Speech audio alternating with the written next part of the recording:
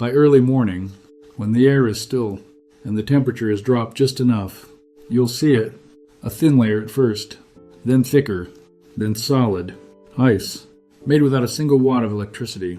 Ancient civilizations used this at massive scale, building desert ice houses that stored ice for months. And even today, this works best in dry climates, clear skies, and calm nights. No power bills, no machines, no noise, just physics, doing what it's always done. And once you see it happen, you stop thinking of cold as something you create and start realizing it's something you can collect. See you in the next one. Here's the idea. You don't cool the water directly. You cool the surface under it. Then let physics do the rest. Start with a shallow container. The thinner the water layer, the faster it freezes. Place it on dry soil, sand, or stone. Avoid wet ground. It traps heat. Now here's the part most people miss. Leave it completely exposed to the sky.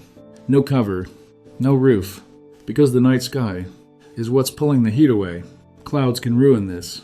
They trap heat like a blanket, so the clearer the sky, the better your chances.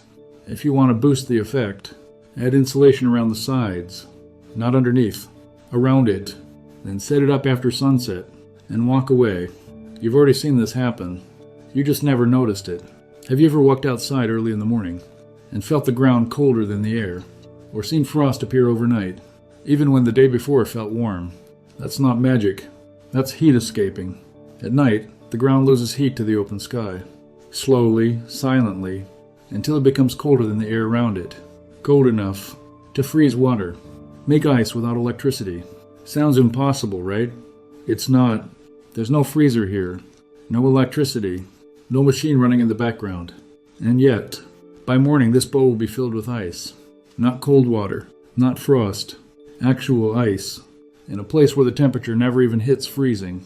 This method is over 1,000 years old, used in ancient Persia, long before modern refrigeration. And the crazy part, it still works today. Let me show you.